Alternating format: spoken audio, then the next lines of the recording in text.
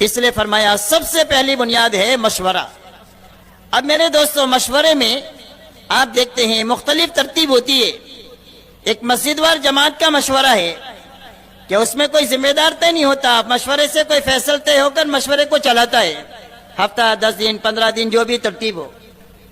اس کے علاوہ کی ایک ترتیب یہ ہے کہ بھئی صوبوں میں، ملکوں کے اندر میں شورا کی معین جماعت ہوتی ہے، اور وہ جماعت فیصل کی تبدیلی کے ساتھ میں وہ اپنے مشورے کے نظام کو چلاتی ہے اور پورے ملک کے نظام کو چلاتی ہے۔ یہ ترتیب ہے پوری دنیا میں، اور یہی ترتیب نظام الدین میں بھی چلی۔ حضرت جی رحمت اللہ علیہ کے انتقال کے بعد میں حضرت جی رحمت اللہ علیہ نے جو شورا بنائی تھی، اس شورا میں سے 10 آدمی تھے، اس 10 میں سے 5 نظام الدین میں تھے۔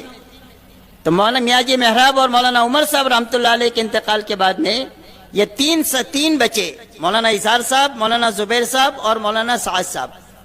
اور یہ مولانا اظہار الحسن صاحب بڑے تھے تو وہ خود ہی چلا رہے تھے مشورے کو، لیکن ان کے انتقال کے بعد میں مولانا زبیر صاحب اور مولانا سعد صاحب یہ دونوں باری باری فیصل بن کر کے ہی مشورے کو چلاتے تھے، کہ 3 دن مولانا زبیر صاحب فیصلہ کرتے تھے، 3 دن مولانا سعد صاحب کرتے تھے۔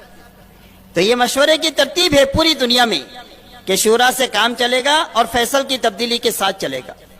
اب اس میں بعض مرتبہ ایسا بھی ہوتا ہے کہ بھئی شورا کی جماعت جو ہے اس کے اندر ساتھی کچھ کم ہو گئے، جیسے حضرت جی رحمت اللہ علیہ نے 10 آدمیوں کی شورا بنائی تھی، جس میں سے 8 کم ہو گئے، 2 ہی بچے۔ ایسا ہی ملکوں میں بھی ہوتا ہے کہ بھئی کسی جگہ 4 ساتھی ہے، 5 ساتھی ہے، کسی ساتھی کا انتقال ہو گیا، کوئی ملک چھوڑ کر چلا گیا، یا کوئی معذور ہو گیا، یا کوئی کسی وجہ سے دعوت کا کام چھوڑ کر بیٹھ گیا، تو پیچھے کوئی ایک بچ جاتا ہے۔ تو جو ایک بچ جاتا ہے وہ ذمہ دار نہیں بن جاتا، وہ امیر نہیں بن جاتا۔ اسی کوئی ترتیب نہ شریعت میں ہے اور نہ سیرت میں اس کی کوئی آپ کو مثال ملے گی۔ یہ جو کچھ دلائل ہے وہ سارے دلائل بے بنیاد ہے، بلکہ اس میں یہ ہوگا کہ جو ایک فرد بچا ہے تو وہ فرد شورا کا فرد بچا ہے، وہ امیر نہیں بچا، کہ وہ امیر نہیں بنے گا۔ امیر تو بنانے سے بنتا ہے، خود کوئی امیر بن نہیں جاتا۔ یہ اچھی بات سمجھنے کی ہے کہ شیطان یہ دھوکہ دے رہا ہے کہ ایک آدمی بچ گیا تو وہ امیر بن گیا۔ حالانکہ کسی کمپنی میں 3 آدمی اگر پارٹنر ہو تو 2 پارٹنر مر جائے تو پیچھے پارٹنر بچے گا کہ مالک بچے گا؟ کیوں بھائی، پیچھے بچنے والا مالک بچا کہ پارٹنر بچا؟ پارٹنر بچا تو مالک کیسے بن جائے گا؟ تو یہ جو ہے وہ یہ بے بنیاد باتیں ہیں۔ تو اس لیے یہ ترتیب ہے کہ بھئی اگر ایک آدمی بچا ہے تو شورا کی تکمیل ہو جائے، اور شورا کی تکمیل ہو کر کے پھر اس کے بعد میں بحسن و خوبی اس کام کو چلایا جائے۔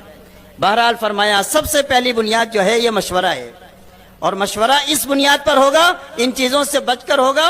اگر مشورہ ختم ہو گیا یا مشورے کا رخ بدل گیا تو اس کا سب سے پہلا اثر جو ہوگا وہ اجتماعیت پر پڑے گا۔ اس لیے کہ کام کرنے والے عملے کو سمیٹے رکھنے کی اور جوڑے رکھنے کی جو سب سے بڑی طاقتور ہے اور قوت حاکمہ ہے وہ مشورہ ہے، کہ جو مشورہ سب کو جوڑ کر کے رکھتا ہے جب صحیح بنیادوں پر ہوتا ہے۔ اب مشورہ ختم ہو جائے یا اس کا رخ بدل جائے تو اس کا سب سے پہلا اثر جو پڑے گا وہ اجتماعیت پر پڑے گا۔ اسی لیے مولانا الیاس صاحب رحمۃ اللہ علیہ نے فرمایا کہ دوسری بنیاد جو ہے وہ اجتماعیت ہے۔ دوسری بنیاد جو ہے وہ اجتماعیت ہے، کہ جتنے کام کرنے والے ہیں وہ حق پر مجتمع ہو۔ اجتماعیت حق پر جمع ہونے کا نام ہے، چاہے تھوڑے ہوں، اور باطل پر جمع ہونے کا نام تفرقہ ہے، چاہے لاکھوں کروڑوں ہوں۔ اسی لیے قرآن کہہ رہا ہے تحسبهم جميعا وقلوبهم شتى، کہ آپ کو یہ بڑا مجمع اور بھیڑ نظر آئے گی لیکن اندر سے یہ سارے کے سارے پھٹے ہوئے ہیں۔ قرآن کہہ رہا ہے ان کے اندر میں جوڑ نہیں ہے، یہ تفرقہ ہے، اندر سے دل پھٹے ہوئے ہیں۔ تو اس لیے فرمایا حق پر مجتمع ہونا یہ سب دوسری بنیاد ہے، کہ جو کام کرنے والے ہیں وہ حق پر مجتمع ہو۔ اس لیے کہ اجتماعیت بہت بڑی طاقت ہے، اور اجتماعیت اللہ کی مدد کو کھینچ کر لانے والی چیز ہے، اور اجتماعیت اس امت کے لیے سب سے بڑی رحمت ہے، اور اس امت کا افتراق اس امت کے لیے سب سے بڑا عذاب ہے۔ اسی لیے مولانا انعام الحسن صاحب رحمۃ اللہ علیہ نے ایک مرتبہ پرانوں سے یہ کہا کہ ہم میں کا کوئی آدمی یہ دعویٰ نہیں کر سکتا ہے کہ میں خطا کار نہیں ہوں، کہ ہم میں سے ہر آدمی جو ہے وہ خطا کار ہے، لیکن اگر ہمارے دل آپس میں جڑے ہوئے ہوں گے، ایک دوسرے کی خیرخواہی ہوگی، ایک دوسرے کو آگے بڑھانے کا جذبہ ہوگا، ایک دوسرے کو درگزر کرنا اور معاف کرنے کا جذبہ ہوگا، اور ہر ایک سے صلاحیت کے اعتبار سے کام لینے کا جذبہ ہوگا، تو فرمایا اللہ ہماری خطاؤں کو معاف کرتے رہیں گے اور ہمارے عیوب پر پردہ ڈالتے رہیں گے اور اللہ ہم سے دین کا کام لیتے رہیں گے۔ اور یہ فرمایا اگر ہمارے دلوں میں تشدد ہوا اور دلوں میں پھٹن ہوئی اور تیری میری ہوئی اور ایک دوسرے کی بدخوائی ہوئی تو فرمایا چاہے مطلوبہ قربانی دے ڈالے اور صحیح نہج کے ساتھ دے ڈالے تو بھی جو ہے اس کا کوئی نتیجہ نہیں ہوگا، اس لیے کہ اللہ کی تائید جو ہے وہ ختم ہو جائے گی۔ آپ دیکھو جب آپس میں انتشار ہوا ہے تو مستجاب الدعوات لوگوں کی دعائیں بھی آسمان پر جانے سے رک گئی ہے اور مدد آنا جو ہے وہ رک گئی ہے۔ اس لیے فرمایا دوسری بنیاد اجتماعیت ہے کہ ہمارے کام کرنے والے سارے کے سارے کام پر حق پر مجتمع ہو، اور فرمایا تیسری بنیاد جو ہے یہ اخلاص ہے کہ سارے کام کرنے والوں کے سامنے صرف اللہ ہو اور آخرت ہو، کہ اس محنت کے ذریعے سے ہم کیا چاہتے ہیں؟ فرمایا یہ چاہتے ہیں کہ اللہ کی رضا پر جیے، اللہ کی رضا پر مریں، اور اس محنت کے ذریعے سے ہم یہ چاہتے ہیں کہ اللہ ہماری آخرت بنا دے، بس اور ہم کچھ نہیں چاہتے۔ فرمایا یہ تیسری بنیاد ہے، اگر ان تین بنیادوں میں سے کوئی ایک بنیاد بھی اگر ختم ہوئی کام میں سے تو فرمایا کام بھی خطرے میں آ جائے گا اور کام کرنے والے بھی خطرے میں آ جائیں گے۔ اس لیے ہر کام کرنے والا اللہ کو اور آخرت کو سامنے رکھ کر کے چلے، اس لیے کہ جب اللہ کو اور آخرت کو سامنے رکھ کر چلے گا تو نہ یہ فتنہ کرے گا نہ فتنہ کرنے کا ذریعہ بنے گا، اس لیے کہ اللہ اور آخرت جھگڑے کی چیز ہی نہیں ہے، اللہ جھگڑے کی چیز نہیں ہے اور آخرت بھی جھگڑے کی چیز نہیں ہے۔ جھگڑے کی دو چیزیں ہیں، حب مال ہے اور حب جاہ ہے۔ یہ دنیا میں دو جھگڑے کی چیزیں ہیں بڑی بڑی، مال کی محبت اور بڑا بننے کی محبت۔ فرمایا جہاں مال کی محبت آئے گی وہاں پر تشدد اور اختلاف شروع ہوگا، اور جہاں بڑا بننے کا جذبہ پیدا ہوگا وہیں پر افتراق اور تشدد جو ہے وہ پیدا ہوگا۔ ورنہ جہاں آخرت اور اللہ ہے فرمایا وہاں کبھی بھی نہ فتنہ ہوگا اور نہ فتنہ کرنے کا آدمی جو ہے وہ ذریعہ بنے گا۔ اسی لیے کتابوں میں آتا ہے کہ حضرت عبداللہ ابن عمر رضی اللہ تعالیٰ عنہ ایک مرتبہ ایک جگہ سے تشریف لے جا رہے تھے، دیکھا ایک مجمع بیٹھا ہوا بات چیت کر رہا ہے، اتنے میں ایک بڑا آدمی فاخرہ لباس میں اونٹنی پر، بڑی اچھی اونٹنی کے اوپر، اچھی زین کے اوپر سوار ہو کر کے وہاں اترا ان کے بیچ میں، اور بیٹھتے ہی اس نے یوں کہا کہ اس امر خلافت کا ہم سے زیادہ حقدار کون ہو سکتا ہے؟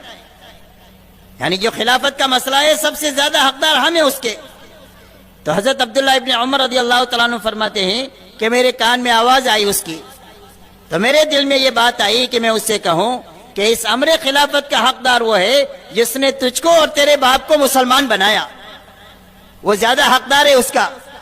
لیکن فرمایا مجھے آخرت یاد آ گئی اور جنت کی نعمتیں یاد آ گئی، تو میں نے کہا اپنے کو یہ جھگڑے میں پڑنا نہیں ہے۔ تو جو اللہ کو اور آخرت کو سامنے رکھ کر چلے گا وہ کبھی جھگڑا کرے گا نہیں، نہ فتنہ کرے گا، نہ امت کو توڑے گا، نہ امت کے توڑنے کا ذریعہ بنے گا۔ اس لیے فرمایا کہ یہ تین بنیادیں ہیں، اگر یہ تین بنیادیں محفوظ ہے تو کام بھی محفوظ ہے اور کام کرنے والے بھی محفوظ ہیں۔ اب میرے محترم دوستو، یہ اتنا عالی کام اللہ تعالیٰ نے ہمیں عطا فرمایا ہے، اب اس کام کو اچھی طرح ہم کو سمجھنا ہے۔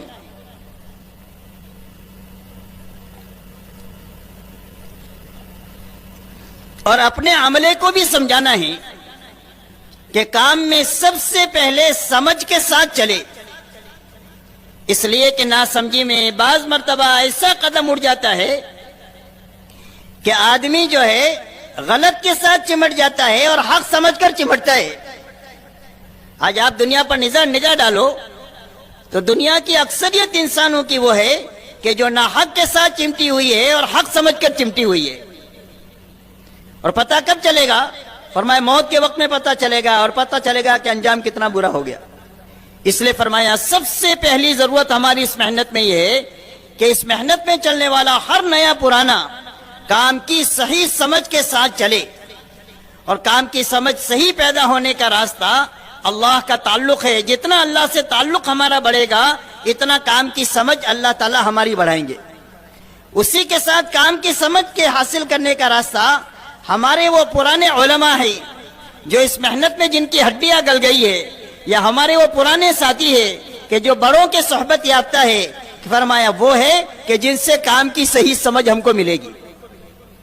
اس لیے کہ کام کی صحیح سمجھ پیدا کرنے کے لیے ایک محنت ہے اور ایک صحبت ہے۔ یہ دونوں چیزیں ہوگی تو آدمی کے اندر کی سمجھ کامل ہوگی. محنت ہے، صحبت نہیں ہے تو آدمی کی سمجھ کامل نہیں ہوگی. اس لیے صحبت کے سمجھ کے کامل ہونے کے لیے ضروری ہے کہ محنت سے بھی گزرے اور آدمی صحبت سے بھی گزرے. تو جو صحبت یافتہ لوگ ہیں ان کے ذریعے سے کام کی صحیح سمجھ اور کام کی اونچ نیچ کو اچھی طرح سمجھنا، تاکہ ہم حق پر چلے اور حق پر جیے اور حق پر مرے.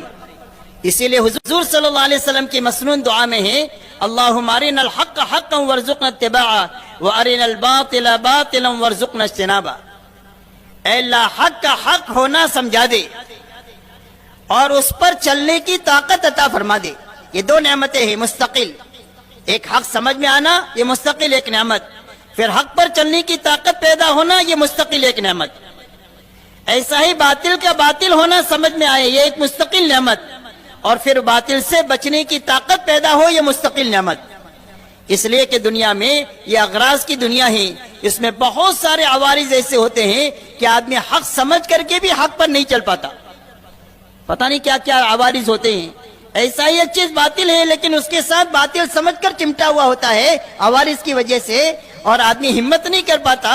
یہاں تک کہ جب انجام آتا ہے تو اس وقت میں خون کے آنسو ہوتا ہے اور اس کے آنسو کا پوچھنے والا کوئی نہیں ہوتا. اس لیے میرے محترم دوستو، ہمارا یہ کام ہے اور ہمارے یہ کام کی یہ بنیادیں ہیں. الحمدللہ ثم الحمدللہ. یہ پورا کام اپنی صحیح بنیادوں کے ساتھ اور اپنے صحیح اصولوں کے ساتھ اور ساری پرہیزیوں سے بچتے ہوئے 3 بزرگوں کے زمانے میں یہ چلتا رہا.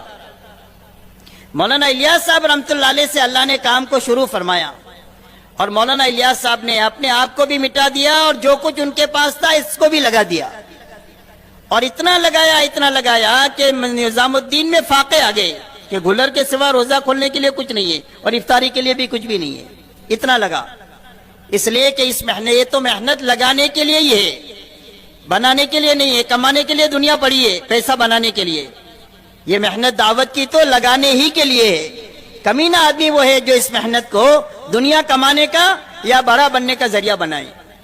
اس لیے میرے دوستو، ایک تو مولانا الیاس صاحب رحمۃ اللہ علیہ نے اپنے آپ کو بھی مٹایا اور اپنے پاس جو تھا اس کو بھی لگا دیا. اور کام کے سوا ان کے ذہن میں کچھ بھی نہیں تھا کہ ایک مرتبہ امت سنبھل جائے، ایک مرتبہ امت جو ہے وہ راہ راست پر آ جائے. اس کے بعد مولانا یوسف صاحب رحمۃ اللہ علیہ کو اللہ تعالیٰ نے مولانا الیاس صاحب کے بعد میں موقع دیا، اور سن 44 میں مولانا الیاس صاحب رحمۃ اللہ علیہ کا انتقال ہو گیا. تقریباً 26 میں کام شروع ہوا ہے اور تقریباً 18 سال کام کا موقع ملا، جس میں اپنے آپ کو مٹایا، گلایا اور اللہ ایک کام کو دھکا دے کر کے گئے. اس کے بعد میں 44 میں انتقال ہوا. اس کے بعد مولانا یوسف صاحب رحمۃ اللہ علیہ کو مولانا الیاس صاحب کی بنائی ہوئی شورا کے ذریعے سے ان کو ذمہ دار طے کیا گیا کہ بھئی اب یہ ذمہ داری سنبھالیں. اور مولانا الیاس یوسف صاحب رحمۃ اللہ علیہ نے بھی پوری دنیا سے اپنے آپ کی نگاہ کو ہٹا کر پوری طرح آخرت کو اور امت کو سامنے رکھ کر اپنے آپ کو اتنا انہماک کے ساتھ لگایا کہ 4 مہینہ نظام الدین کی مسجد میں ایسے گزر جاتے تھے کہ ایک دیوار کے بعد مولانا کا گھر ہے اور 4 مہینے تک مولانا گھر نہیں جاتے تھے. اور جب مولانا گھر پر جاتے تھے تو گھر والوں کی عید ہو جاتی تھی کہ مولانا گھر میں آ گئے.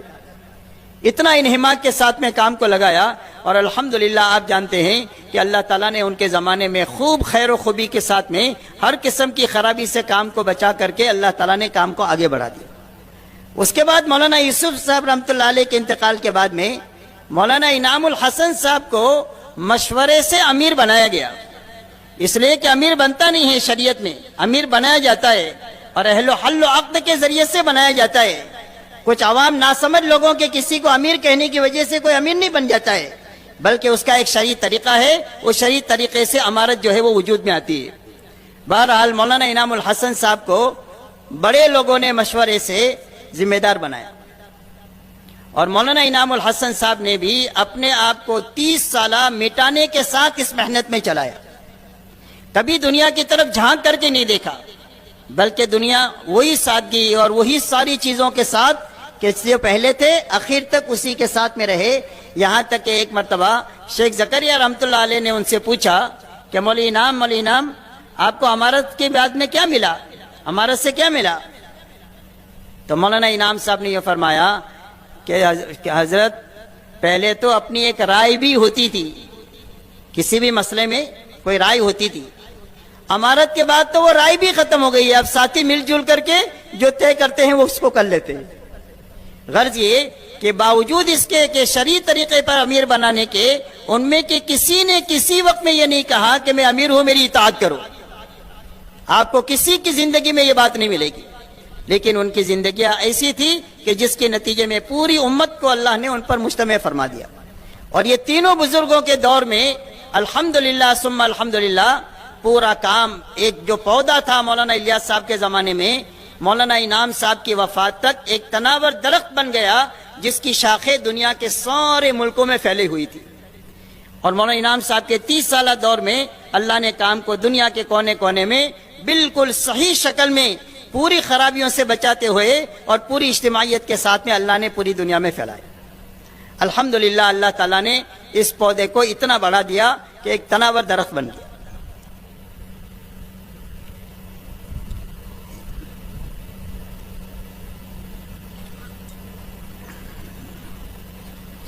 اب میرے دوستوں، مولانا انعام الحسن صاحب رحمۃ اللہ علیہ کے انتقال کے بعد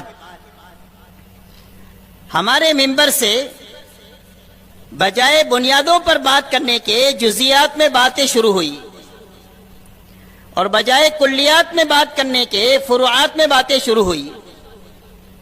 جو طاقت بنیادوں پر لگنی تھی وہ جزیات میں لگنا شروع ہوئی، اور اس کی نقل کرنے والے بھی سینکڑوں لوگ جو ہے وہ مل گئے، اور اسی کے ساتھ میں کام کو ثابت کرنے کے لیے ایسا اسلوب اپنایا جانے لگا کہ جس کے ذریعے سے دینی شخصیتوں کے اوپر بھی تنقید شروع ہوئی، اور اسی کے ساتھ دینی شعبوں کے اوپر بھی آنچ آنا شروع ہوئی۔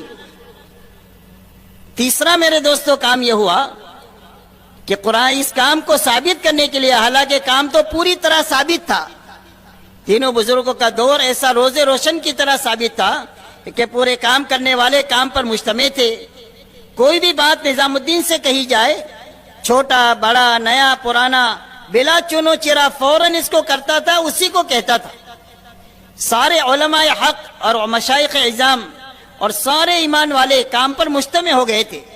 عوام کا اعتماد دن بدن کام پر بڑھتا ہی جا رہا تھا کہ جہاں پر ایک دن کی جماعت نکلتی تھی وہاں سینکڑوں جماعتیں 3 دن کی نکلنے لگی، اور جہاں پر ایک چلے کی جماعت نکالنا مشکل تھا وہاں سینکڑوں جماعتیں نکلنے لگی۔ یہ عوام کے کام پر اعتماد ہی کی وجہ سے ہوا کہ جس کے نتیجے میں عوام میں کام کا اعتماد بڑھا۔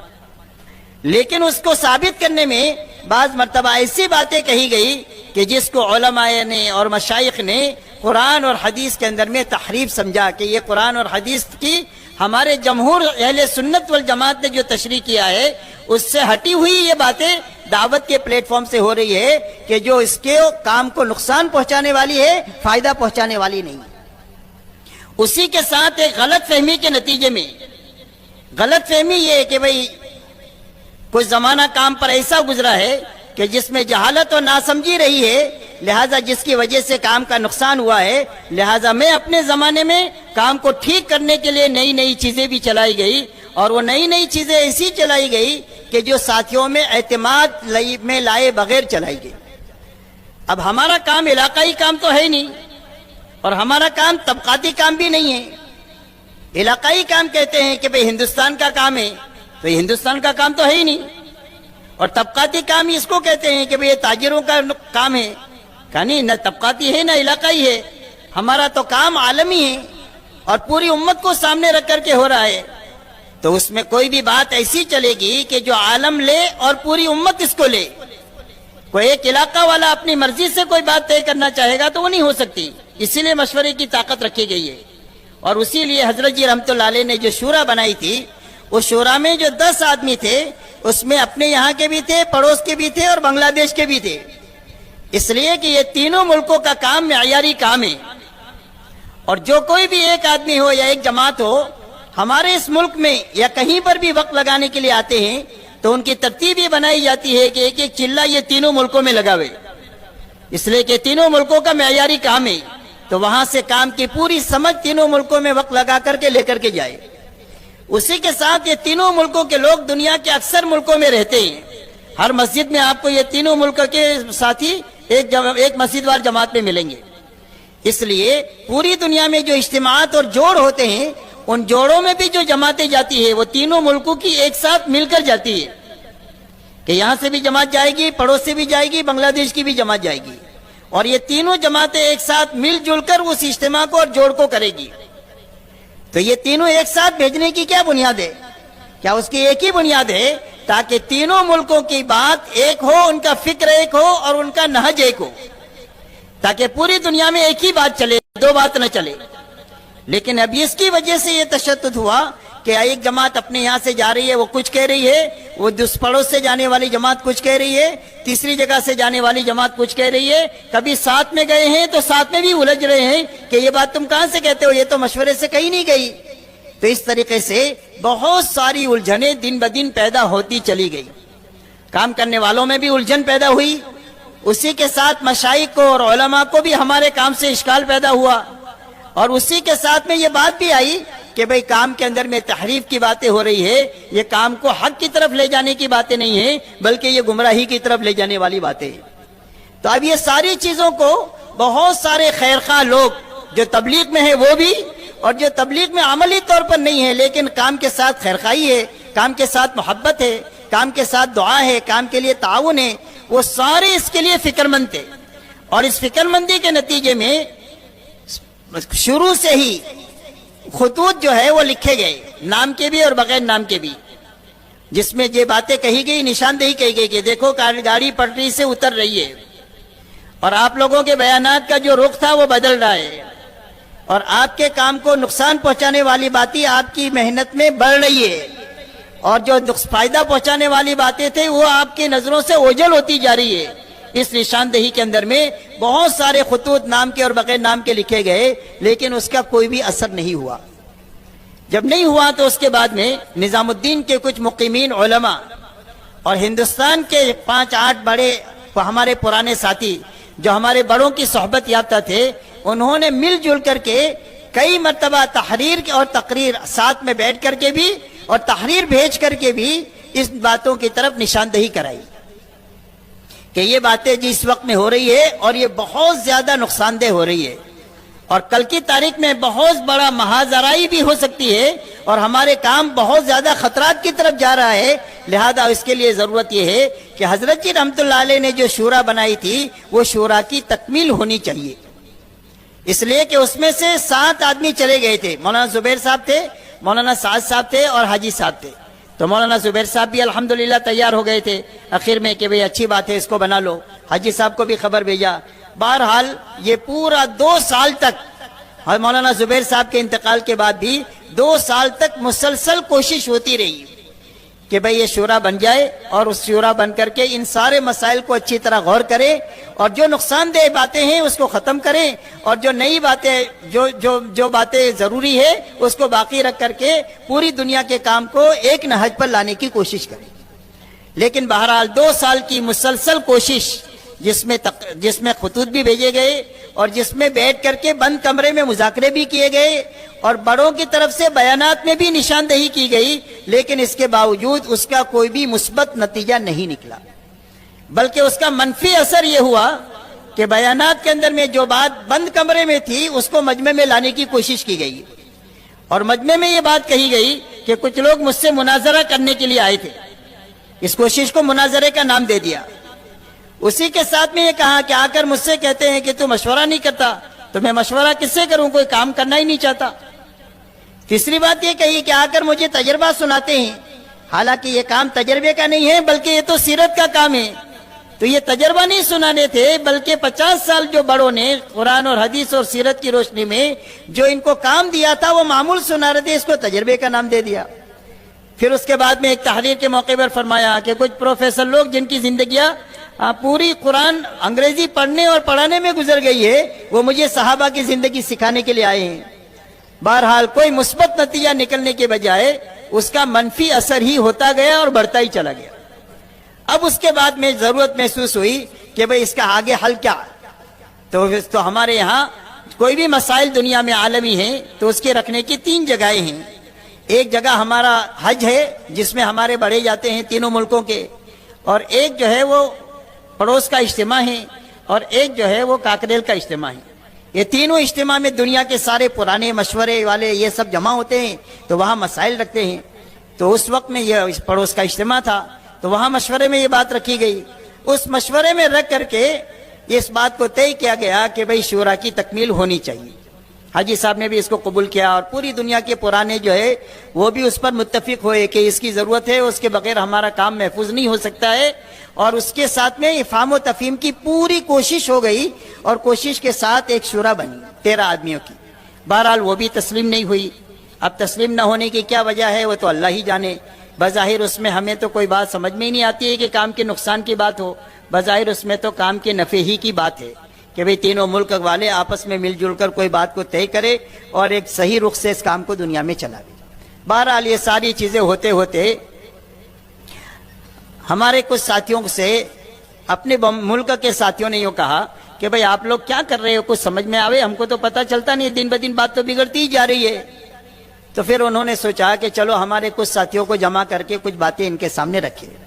بہرحال یہ بات بگڑنا شروع ہوئی اور پھر اس کے بعد شور شرابہ, مار پیٹ, خون خرابہ اور پتہ نہیں جو کچھ ہوا وہ آپ کے سامنے ہی. تو جا کر کے ہمارے بڑوں نے یہ فیصلہ کیا کہ اب موجودہ جو صورتحال ہے کہ جس میں کام خطرات کی طرف جا رہا ہے اور ہمارے علماء اور مشائخ بھی ہمارے کام سے جو ہے وہ غیر مطمئن ہوتے جا رہے ہیں, ایسے وقت میں اس رخ کے ساتھ چمٹے رہنا یہ کام کی حفاظت میں نہیں ہے بلکہ کام کے لیے نقصان دہ پہلو ہے. اب کام کی حفاظت کا کیا راستہ؟ لہذا کام کی حفاظت کے لیے انہوں نے یہ طے کیا کہ اب جب حفاظت کا اسباب نظام الدین میں پیدا ہو جائیں گے تو دوبارہ ہم واپس آ جائیں گے, لیکن جب تک ہم باہر جا کر حفاظت کریں گے, جس طرح حضور صلی اللہ علیہ وسلم مکہ سے ہجرت فرما کر جب مکہ مکرمہ میں کام نہیں ہو سکا تو آپ ہجرت فرما کر مدینہ منورہ گئے اور وہاں آپ نے کام کیا. لہذا حفاظت کی نیت سے انہوں نے یہ اقدام اٹھایا ہے. اس کے علاوہ نہ کسی کی مخالفت ہے, نہ کوئی حب مال ہے, نہ حب جاہ ہے. یہ سارے وہ لوگ ہیں کہ جنہوں نے تبلیغ سے کوئی کمایا نہیں ہے, تبلیغ میں لگایا ہی ہے. بہرحال یہ یہاں تک یہ بات پہنچی. اب تو اس کے لیے آج کا مجمع یہ طے کرے کہ انشاءاللہ ہم ہر حال میں برداشت اور تحمل کے ساتھ میں چلیں کہ بھائی پورا مجمع اس کے لیے تیار ہے.